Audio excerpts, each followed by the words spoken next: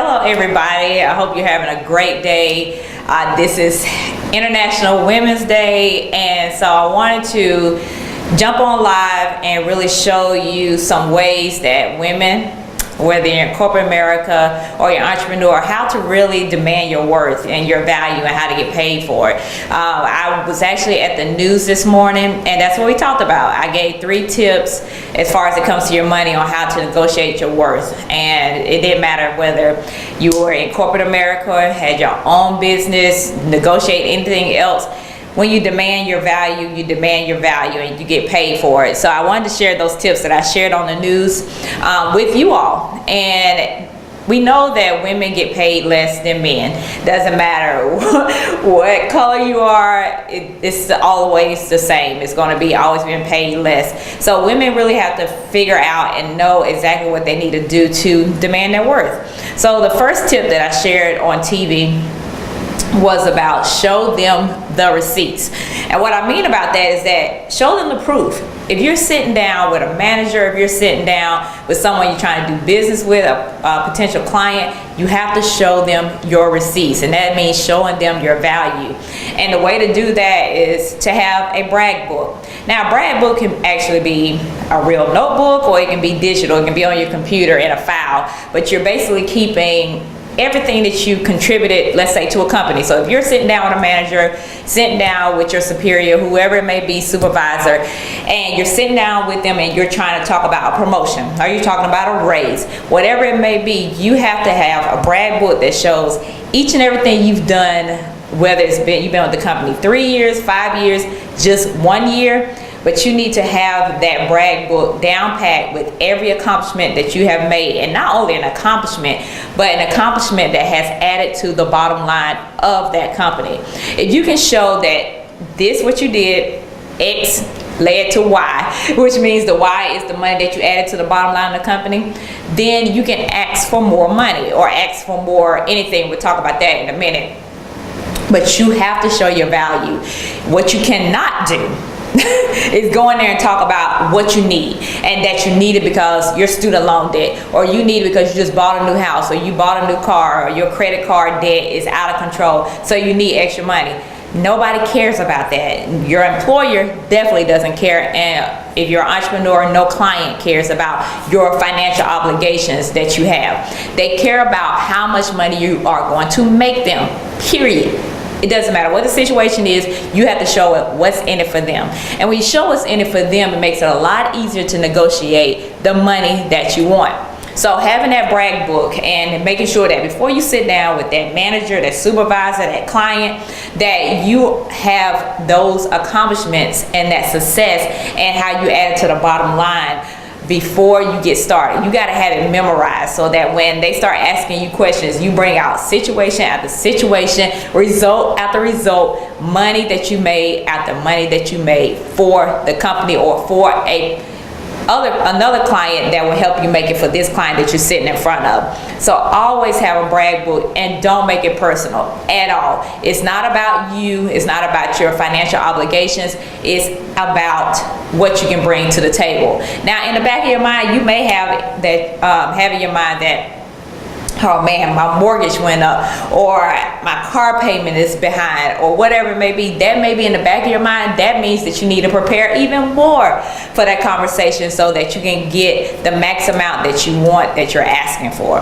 But always come prepared, and the brag book makes sure that you are prepared. Now, the second tip that I had was negotiate everything. Now, when we think about negotiation, we're thinking about salary negotiation, we're thinking about money, but there's much more to that. Because let's say you sit down at the table and you ask them for a $10,000 raise, and the company's like, the only thing we can do is $5,000. Well, that doesn't mean that you just walk away from the table. You just say, okay, I'll take the 5. Be creative. Think about other things that they can offer you, especially if you've been at the company a few years and you know exactly what other people are getting or what is available. Maybe you can negotiate 2 days at home with work. Like you work from your house 2 days a week. out of the 5. Maybe that's a negotiation to make up the $5,000 in this case that's missing. Another option could be to get more paid vacation days. That can make up the $5,000 that they can't make up. Because even having paid vacation days, that gives you time to unwind, to really relax and recharge and come back even stronger for the company to be more productive and make more money. So even though you're asking for maybe 2 days at home to work or more paid vacation days, you still have to put it in the form of what's in it for them. They gave you 5,000 out of the 10 that you asked for, but they also should give you these more paid vacation days because it's going to help you to relax, recharge, and come back even more productive for the company to make them money. The same thing with healthcare. If you're not getting healthcare right now, or the healthcare is not as great as you would like it to be, that can be a bargaining chip to replace the $5,000, especially if you're coming out of pocket for a lot of health expenses for you or you and your family. That $5,000 could be made up through healthcare. So think about that as well. But you have to be creative. You have to really think about what can they offer me outside of money, especially if they can't give me everything that I'm asking for. So be creative and know exactly what you're going to want in place of money if they can't give you everything that you need financially when it comes into the dollar cents. And ladies, for the third tip that I gave on the news, it was about being willing to walk away. That is a hard one for a lot of people. Why is it hard? It's not because they love the company or they love what they're doing, whatever it may be. What makes it hard is that you don't have the money to just walk away from that paying job. You need that check that comes every 2 weeks or once a month. And so when you ask for a raise or a promotion and they say no, then you just have to eat it and you have to take it because you can't financially do anything about it. When you are in this situation, the company has control over you. You are not in control at all. In order to get in control is that you have to get your money under control. You have to get your finances in order so that you can pay off debt.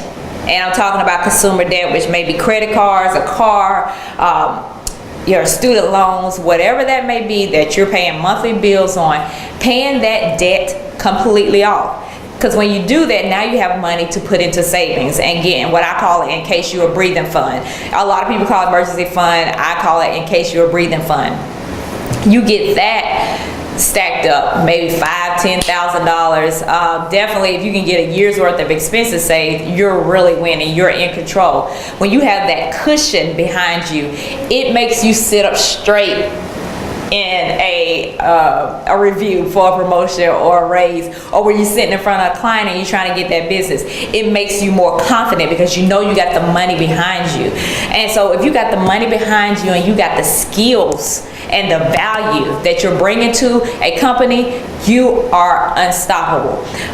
So if you're sitting down with that supervisor, that manager, that potential client, and you're talking about the value that you bring and why you deserve to be paid for that value, and they're sitting there and they're still doubting you or doubting your work or whatever it may be, you have the power to now walk away because you have paid off your debt. You have this money saved up that can cushion your fall if you need to walk away, and now you have control over them. And you can say, guess what? I don't need this job. I don't need you as a client. I don't need your business. And you can walk away.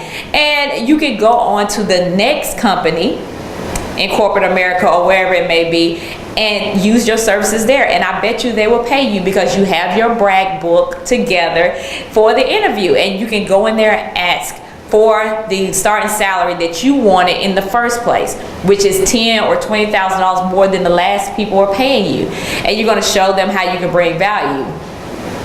But you have to be willing to walk away. And once you start to walk away, you'll be surprised how many employers or clients say, wait, no, you're more valuable. I'd rather just go ahead and pay you the money that you're talking about. Because if they don't pay you that $10,000 or that $20,000 more a year, then guess what? They have to hire someone else and they have to train them. And training and hiring costs money. And that's something else you can bring up in the review. You can say, So you rather lose me over $10,000, and I know it cost you $25,000, $30,000 to train someone else to do my job and to replace me.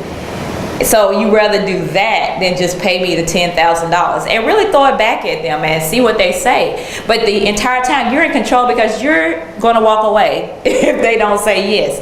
But to be in that position, you have to get your finances under control.